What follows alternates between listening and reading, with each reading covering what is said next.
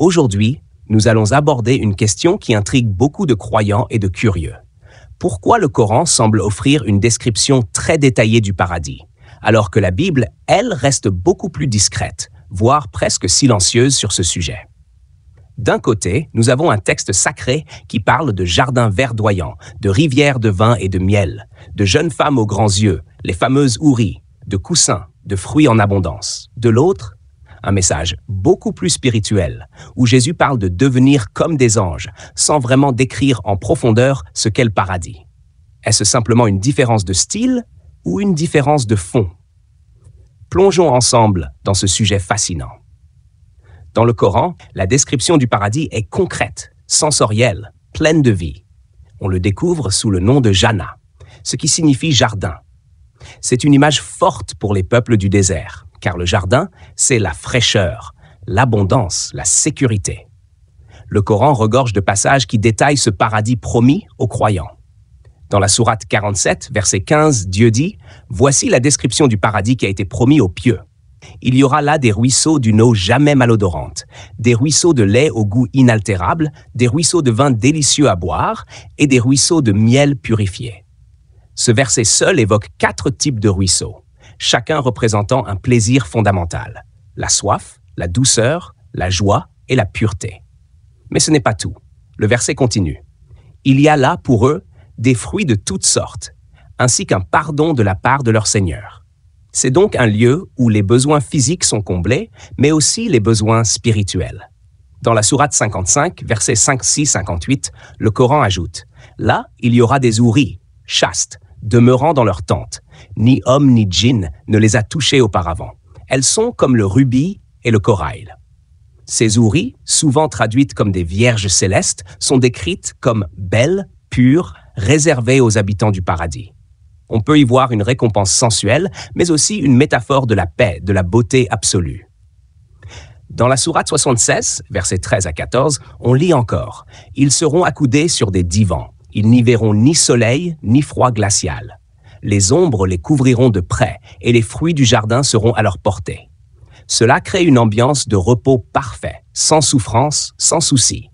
Tout est conçu pour le confort, la douceur, la détente éternelle. Les croyants y reçoivent aussi des coupes remplies d'une boisson limpide, servies par de jeunes serviteurs éternellement jeunes. Sourate 66, 19. Cette insistance sur les plaisirs physiques a souvent été commentée. Certains y voient une récompense adaptée à la culture arabe du 7e siècle. D'autres estiment que ces descriptions sont symboliques, destinées à faire comprendre par l'image ce que l'esprit humain ne peut concevoir. En islam, certains savants affirment que ces versets évoquent des plaisirs incomparables, qui dépassent l'imagination, mais utilisent des images connues pour frapper les esprits. En revanche, dans la Bible, la perspective est tout autre. Les évangiles et les lettres du Nouveau Testament parlent très peu du paradis en termes concrets. Jésus lui-même parle davantage du royaume de Dieu que du paradis comme lieu. Dans l'évangile de Luc, chapitre 23, verset 43, Jésus dit au malfaiteur crucifié à côté de lui, « En vérité, je te le dis, aujourd'hui tu seras avec moi dans le paradis. » Mais il ne précise pas ce qu'est ce paradis. Il insiste simplement sur la présence, « avec moi ». Dans l'évangile selon Matthieu 22, 30, Jésus ajoute en parlant de la résurrection, à la résurrection, les hommes ne prendront point de femmes, ni les femmes de Marie, mais ils seront comme les anges de Dieu dans le ciel. Cela signifie que dans le royaume des cieux, les désirs humains, les liens conjugaux n'ont plus lieu. Il s'agit d'un état transformé, pur, spirituel. Paul, dans sa lettre aux Corinthiens, écrit dans 1 Corinthiens 2, 9, « Ce que l'œil n'a point vu, ce que l'oreille n'a point entendu, ce qui n'est pas monté au cœur de l'homme, c'est ce que Dieu a préparé pour ceux qui l'aiment. » Autrement dit, c'est tellement extraordinaire que personne ne peut en faire une description claire. Le paradis, dans la foi chrétienne, est un mystère glorieux, au-delà des mots, au-delà de l'imagination. L'Apocalypse de Jean, dernier livre de la Bible, donne un aperçu plus symbolique encore, dans le chapitre 21. Jean y décrit la nouvelle Jérusalem, une cité sainte descendant du ciel. Il écrit « Il essuiera toute larme de leurs yeux, et la mort ne sera plus. Il n'y aura plus ni deuil, ni cri, ni douleur. On retrouve ici une promesse de paix éternelle, mais sans mention de nourriture, de boisson, de plaisir charnel. C'est la présence de Dieu qui fait la beauté de ce lieu. On peut alors se poser une question fondamentale. Pourquoi ces différences? Pourquoi le Coran insiste-t-il tant sur les éléments physiques et sensuels alors que la Bible reste dans le spirituel et l'intemporel? Il est possible que cela soit lié à la pédagogie de chaque texte. Le Coran, dans sa révélation progressive, s'adresse à une société précise, où la vie était rude, le désert impitoyable, les plaisirs rares. Décrire un lieu d'abondance, d'eau, de fruits, de beauté, est une manière puissante de motiver les croyants à persévérer dans la foi. C'est aussi un moyen d'exprimer concrètement ce que la récompense divine peut représenter. La Bible, de son côté, est centrée sur la relation entre l'homme et Dieu. Le salut, dans le christianisme, passe par la foi en Jésus-Christ, par la transformation intérieure, par la communion avec Dieu. Le paradis n'est pas un lieu de plaisir, mais une union éternelle avec le Créateur. On y devient comme les anges, sans besoin, sans désir terrestre. C'est un retour à l'origine, un état de grâce, de lumière. Cela ne veut pas dire que l'un est meilleur que l'autre. Ces deux visions répondent à des attentes différentes. Pour un musulman, le paradis est aussi une preuve de la justice divine. Chacun y reçoit selon ses œuvres. Pour un chrétien, c'est un don gratuit de Dieu, qui accueille ceux qui croient, indépendamment de leur mérite. Les plaisirs décrits dans le Coran ne sont pas incompatibles avec la spiritualité, mais ils reflètent une autre manière de concevoir la récompense divine. Enfin, il faut rappeler que dans les deux religions, le paradis est avant tout un lieu de paix, sans souffrance, sans peur. Dans les deux traditions, il est promis à ceux qui ont aimé Dieu, respecté les commandements, fait le bien autour d'eux. Dans les deux traditions, le paradis n'est pas accessible par la violence, l'orgueil ou l'égoïsme. Il est réservé à ceux qui ont su s'élever au-dessus des passions et vivre pour le bien. En conclusion, le paradis selon le Coran et la Bible diffère dans sa forme, mais pas forcément dans son fond. Le Coran parle au sens, la Bible parle à l'âme. L'un décrit des jardins, des fruits, des compagnons. L'autre une lumière, une ville sainte, la présence divine. Mais dans les deux cas, c'est la plénitude, la paix, l'amour éternel qui sont au cœur de cette promesse. Peut-être que ces deux visions ne s'opposent pas, mais se complètent. Peut-être que, selon notre foi, notre culture, notre sensibilité, chacun d'entre nous imagine le paradis différemment. L'essentiel est peut-être moins ce à quoi il ressemble que ce que nous faisons aujourd'hui pour y entrer. Mais à ce stade, une question encore plus profonde s'impose. Si Dieu est esprit, si notre âme est immortelle, ne doit-on pas penser que le véritable paradis dépasse totalement la matière? Car dans la tradition chrétienne, comme dans la tradition islamique, Dieu ne se saisit pas par la chair, mais par l'âme. Jésus, dans l'Évangile selon Jean, chapitre 4, verset 24, dit clairement « Dieu est esprit, et ceux qui l'adorent doivent l'adorer en esprit et en vérité. » Et dans le Coran, sourate 6, verset 103, « Les regards ne peuvent l'atteindre, mais lui atteint tous les regards. Et c'est lui le subtil, le parfaitement connaisseur. » Ces deux versets montrent que Dieu échappe à la perception sensorielle humaine. Il n'est pas vu comme une forme, il est perçu, ressenti, saisi spirituellement. Et pourtant, dans les deux traditions, il est aussi affirmé que les élus verront Dieu. C'est un paradoxe mystérieux. Dans la Bible, 1 Jean 3, 2, il est dit « Nous savons que, lorsqu'il paraîtra, nous serons semblables à lui, parce que nous le verrons tel qu'il est. » Cette vision-là ne peut pas être avec des yeux de chair. Elle ne peut être qu'une vision spirituelle, une intuition directe, pure, totale de l'essence divine. De même, dans la tradition islamique, un hadith très connu et authentique dit « Vous verrez votre Seigneur comme vous voyez la pleine lune. » Cela signifie une vision sans confusion, sans voile. Mais cette vision-là ne peut être que celle de l'âme purifiée, transcendée, car Dieu n'est pas un objet visible au sens matériel du terme. Les théologiens musulmans l'ont toujours précisé. Ce n'est pas une vision optique, c'est une perception intime, lumineuse de l'être suprême. Alors, logiquement, si l'objectif du paradis dans les deux religions, c'est de voir Dieu, d'être en sa présence, d'être comblé par lui, alors cela signifie que le paradis est essentiellement un état spirituel.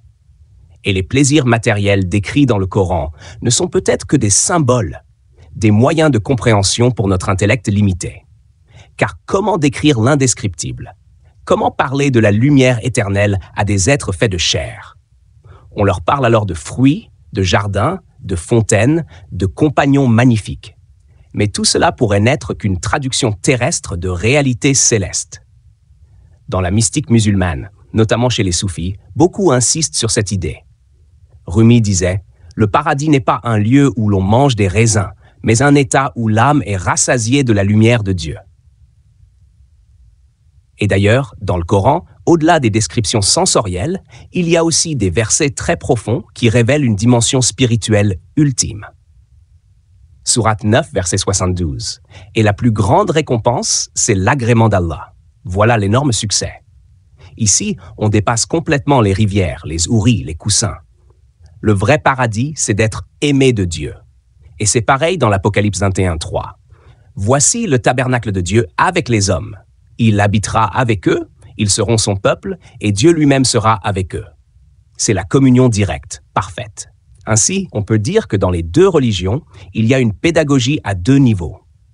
Le premier niveau, celui des symboles sensibles, permet de motiver, d'enseigner, d'imaginer. C'est ce que nous lisons avec nos yeux. Mais le deuxième niveau, celui de l'âme, celui de l'élévation intérieure, est plus mystérieux, plus profond. C'est ce que nous pressentons en silence, dans la prière, dans l'amour de Dieu. Et il est possible, selon la logique spirituelle, que même si le paradis comporte des plaisirs, nourriture, beauté, repos, ce soit notre esprit transfiguré qui les ressente. Ce ne sont pas nos papilles gustatives, mais notre âme glorifiée qui goûtera le fruit éternel. Ce ne sont pas nos yeux biologiques qui verront la lumière divine, mais des yeux intérieurs, ouverts par la grâce. Ce ne sont pas nos oreilles de chair qui entendront le chant des anges, mais une perception nouvelle, hors du temps, hors de l'espace. Cela nous ramène à une idée essentielle. Le paradis est la pleine réalisation de l'âme, la libération de tout ce qui l'attachait à la souffrance, au péché, au doute. C'est un retour à notre état originel, mais sublimé.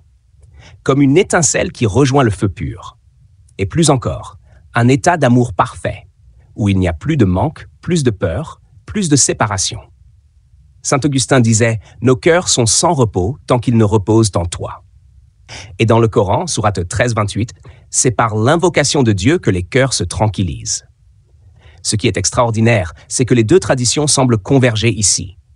Même si les formes sont différentes, elles pointent toutes vers une vérité unique. Le paradis, c'est Dieu lui-même. Être avec lui, être comblé par lui, être transformé par lui, c'est un mystère d'amour éternel. Et les plaisirs, qu'ils soient spirituels ou symboliquement physiques, sont là pour signifier cette plénitude infinie. Alors, ce que nous devons retenir, c'est que le paradis n'est pas un simple jardin de récompense. Ce n'est pas un lieu touristique divin, c'est une communion avec l'invisible, une extase de l'âme, une révélation totale de la vérité ultime. Et cette vérité, c'est Dieu. Et maintenant, poussons encore plus loin cette réflexion. Car si nous sommes honnêtes, tout dans notre expérience humaine nous montre que le matériel n'est peut-être qu'un voile, une forme transitoire, et que ce sont les expériences de l'âme qui sont les plus réelles, les plus profondes, les plus déterminantes. Prenons un exemple simple mais universel, celui du rêve. Quand nous rêvons, nous sommes allongés, immobiles, les yeux fermés. Et pourtant, dans notre rêve, nous mangeons, nous courons, nous volons, nous faisons l'amour, nous pleurons, nous crions, nous ressentons de la douleur ou de la joie. Parfois, l'éjaculation est réelle, alors même que tout cela ne s'est produit que dans notre tête, dans notre esprit. Et pourtant, le corps physique réagit. Il y a eu une sensation, un orgasme, un battement de cœur accéléré. D'où vient cette puissance? Cela ne s'est pas produit dans le monde matériel. Cela s'est produit dans une réalité subtile, intérieure, non physique. Et ce genre d'exemple vient appuyer l'intuition spirituelle de très nombreux sages. Le grand maître soufi Imam Rabbani, dans ses fameuses lettres, expliquait clairement que seul l'être de Dieu est réel. Il dit « Rien n'existe réellement sauf lui.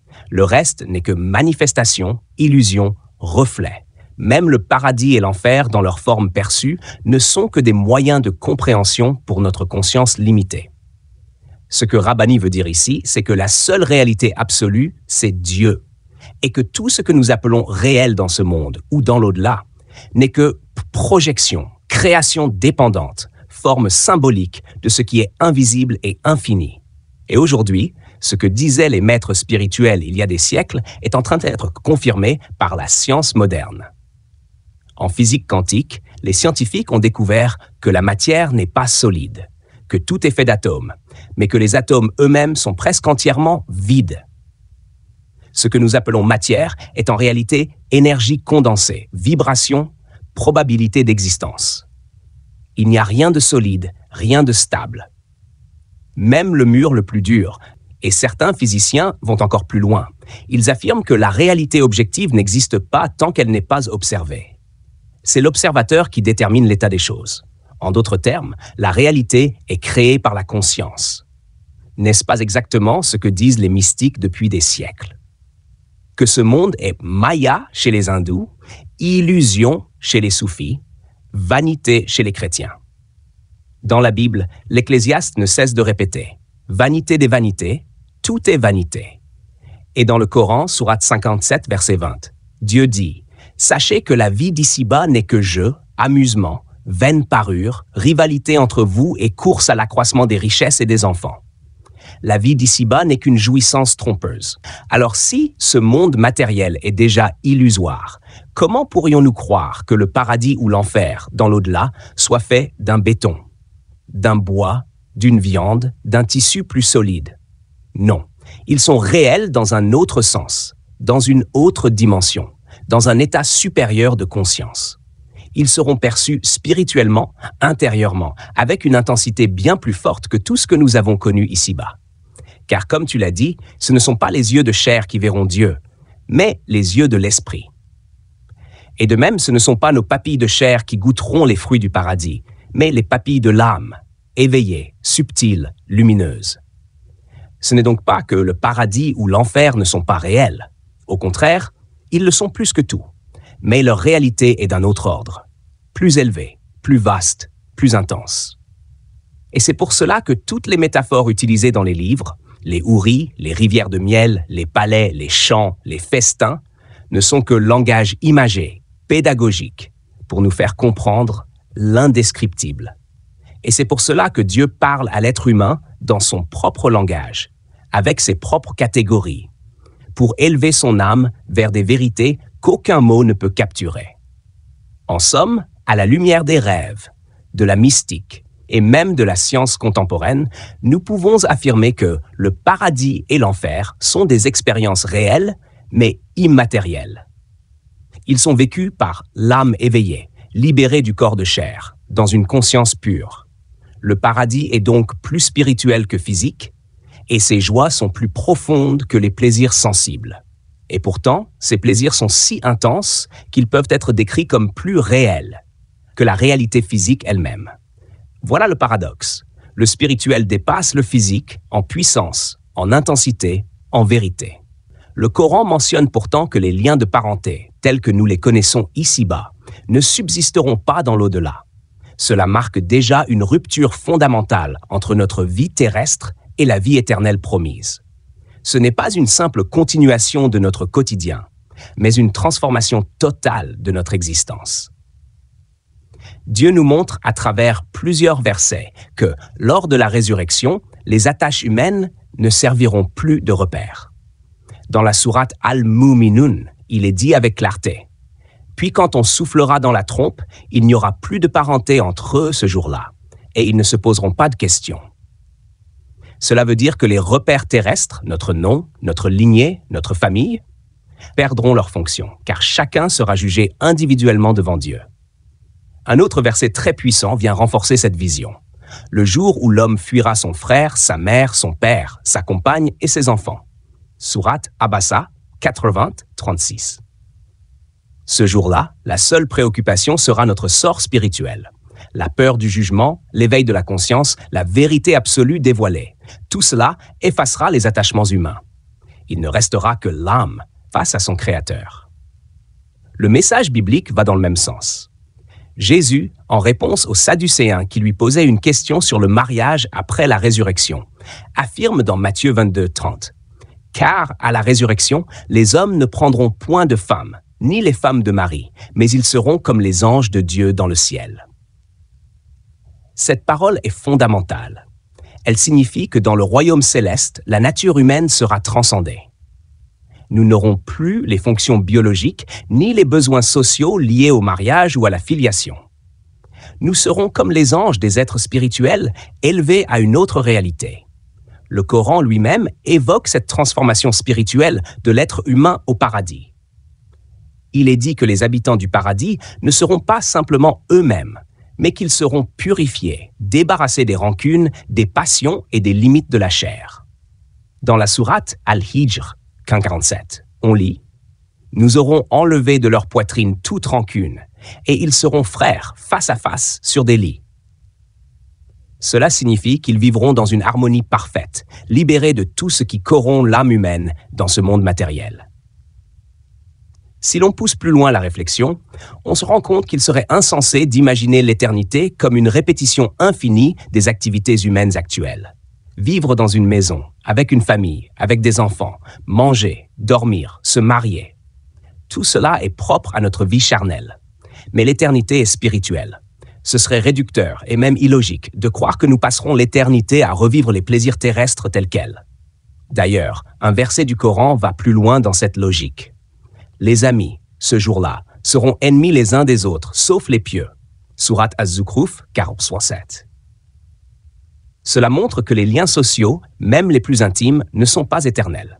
Seule la piété, la sincérité envers Dieu traversera le voile de la mort. Et n'oublions pas que dans l'Évangile, Jésus dit également dans Jean 3,6 « Ce qui est né de la chair est chair, et ce qui est né de l'esprit est esprit. » Ce verset nous rappelle que la chair a ses réalités, mais l'esprit a une autre nature. Pour voir Dieu, il faut naître de l'esprit. Et pour vivre le paradis, il faut donc le comprendre non comme un lieu de plaisir charnel éternel, mais comme un état de communion spirituelle avec Dieu. Ce qui attend le croyant, ce n'est donc pas une version améliorée de ce monde, mais une réalité complètement nouvelle, inimaginable, lumineuse. C'est pourquoi dans 1 Corinthiens 2,9, il est dit « Ce sont des choses que l'œil n'a point vues, que l'oreille n'a point entendues, et qui ne sont point montées au cœur de l'homme, des choses que Dieu a préparées pour ceux qui l'aiment. » Et dans le Coran, un verset très semblable dans l'esprit se trouve dans Sourate As-Sajda, 37. « Nul ne sait ce qu'on a réservé pour eux comme réjouissance pour les yeux, en récompense de ce qu'ils faisaient. » Voilà la cohérence entre les deux traditions. L'au-delà est au-delà de l'imaginable, ni physique, ni simplement spirituel au sens abstrait, mais une réalité nouvelle, d'une intensité que nous ne pouvons concevoir aujourd'hui. Tout nous montre que l'éternité divine dépasse notre imagination. Ce ne sera ni la continuation d'une vie familiale, ni la répétition des plaisirs de la chair. Ce sera la rencontre de l'âme avec la vérité, avec Dieu. Un moment d'extase, de connaissance, de paix profonde, où les limitations humaines disparaîtront. Et pour cela, il faut se préparer ici-bas, non par l'attachement au matériel, mais par l'ouverture de l'esprit et du cœur au divin. Alors que nous terminons ce long voyage spirituel, nous devons nous rappeler des paroles sublimes que nous ont laissées les Écritures. Dans 1 Corinthiens 2,9, il est écrit « Ce sont des choses que l'œil n'a point vues, que l'oreille n'a point entendues, et qui ne sont point montées au cœur de l'homme, des choses que Dieu a préparées pour ceux qui l'aiment. » Et le Coran, dans Sourate As-Sajda, verset 17, résonne avec une profondeur identique. Nul ne sait ce qu'on a réservé pour eux comme réjouissance pour les yeux, en récompense de ce qu'ils faisaient. Ces deux révélations, issues de traditions différentes, s'unissent pour nous transmettre un même message, le paradis, la rencontre avec Dieu, la vie éternelle. Tout cela dépasse radicalement ce que nous pouvons concevoir ici-bas. Ce ne sera pas une simple duplication des bonheurs terrestres, mais un monde spirituel d'une intensité indescriptible. Un monde de lumière, de paix, de connaissance, de plaisir pur, sans chair, sans orgueil, sans attachement humain tel que nous le connaissons. Oui, nous avons des descriptions imagées, des métaphores sublimes dans le Coran et la Bible, pour nous motiver, pour toucher notre cœur humain. Mais à la fin, nous comprenons, comme l'a dit Imam Rabbani, que seul l'être de Dieu est réel et tout le reste n'est qu'illusion. Même les plaisirs célestes seront de nature spirituelle, profonde, ressentis dans l'âme et non dans le corps. Car ce ne sont pas nos yeux de chair qui verront Dieu, mais les yeux de l'esprit. Et si aujourd'hui, nous comprenons dans un simple rêve que toutes les sensations peuvent exister sans corps, alors imaginons ce que Dieu peut offrir à nos âmes dans un monde pur, libre du poids de la matière. Un monde où il n'y aura plus de jalousie, ni de peine, ni de rancune, où même les liens familiaux seront dépassés pour ne laisser place qu'à l'unité avec le divin.